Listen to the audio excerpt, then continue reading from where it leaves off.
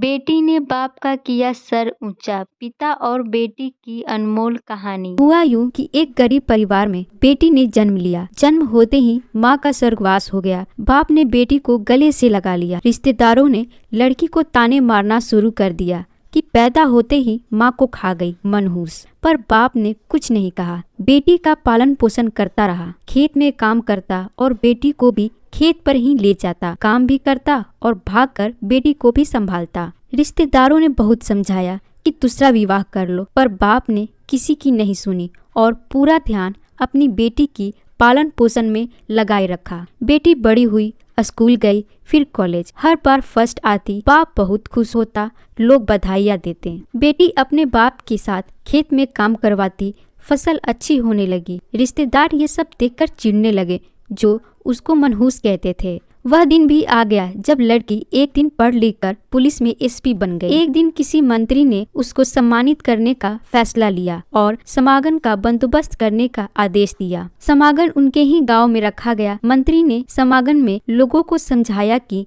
बेटा बेटी में फर्क नहीं करना चाहिए। बेटी भी वो सब कर सकती है जो बेटा कर सकता है। भाषण के बाद मंत्री ने लड़की को स्टेज पर बुलाया और कुछ कहने को कहा। लड़की ने माइक पकड़ा और कहा, मैं आज जो भी हूँ अपने पिता की वजह से हूँ, जो लोगों के ताने सहकर भी मुझे यहाँ तक ले आए। मेरे पालन पोषण के लिए उन्होंने दिन रात एक कर दिया। मैंने माँ नहीं देखी और ना ही कभी पिता से कहा कि माँ कैसी थी, क्योंकि अगर मैं पूछती तो मेरे पिताजी को लगता कि शायद मेरे पालन पोषण में कोई कमी रह गई। मेरे लिए मेरे पिता से बढ़कर कुछ भी नहीं। बाप सामने लोगों में बैठकर आंसू बहा रहा था। बेटी की भी बोलते बोलते आंखें भर आई। उसने मंत्री जी से पिताजी को स्टेज पर बुलाने की अनुमति ली। बाप स्टेज पर आया और बेटी को गले लगाकर बोला, रोती क्यों है बेटा? तुम तो मेरा शेर पुत्र है। तुम ही कमजोर पड़ गया तो मेरा क्या होगा? मुझे तुम्हें सारी उम्र हंसते देखना है। बाप बेटी का प्यार देकर सबकी आंखें नम हो गईं। मंत्री ने बेटी के गले में सोने का मेडल डाला।